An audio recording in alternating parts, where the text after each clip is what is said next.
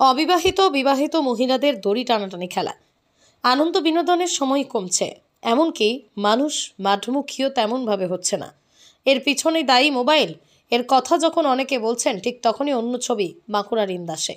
সবকিছু দাবিকে ভুল প্রমাণ করে একসময়ের গ্রাম বাংলার ঐতিহ্যবাহী খেলা দড়ি টানাটানিতে মাতলেন অবিবাহিত বিবাহিত মহিলারা।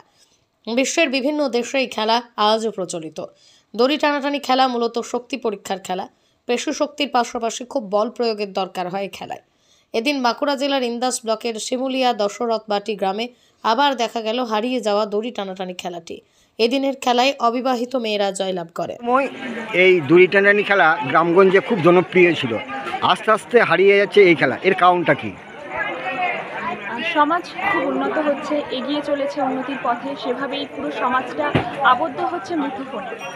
প্রতিটা বাচ্চা অ্যাডিক্টেড হয়ে যাচ্ছে ফোনে। তারা এই পুরোনো দিনের যে খেলাধুলা সেগুলো থেকে অনেকটা বেরিয়ে এসেছে। তাদের এগুলোতে কোনো ইন্টারেস্টই নেই, কারণ এগুলোতে কোনো মাদকতা নেই তারা মনে করে। কিন্তু আসল মাদকতা যে এই দড়ি টানাটানি খেলা, লুকোচুরি খেলা, কানামাছি খেলা এসবের মধ্যেই আছে, তারা তা বুঝতে পারে না। কারণ তাদের যে সাধারণভাবে সমাজ ব্যবস্থা সেটাকে তারা ছিনিয়ে নিয়েছে, তাদেরকে কখনো বুঝতেই দেয়নি যে এর মধ্যে কি রস রয়েছে।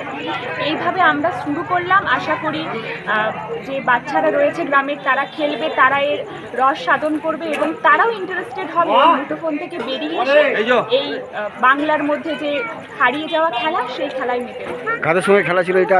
এই খেলাটা ছিল বিবাহিত মহিলার সাথে অবিবাহিত মহিলা। কারা জয়লাভ করবে এটা? অবিবাহিত মহিলা। কতজন অংশগ্রহণ করছিল এক একটা টিমে? দুটো টিম হয়েছিল, বিবাহিত আর অবিবাহিত।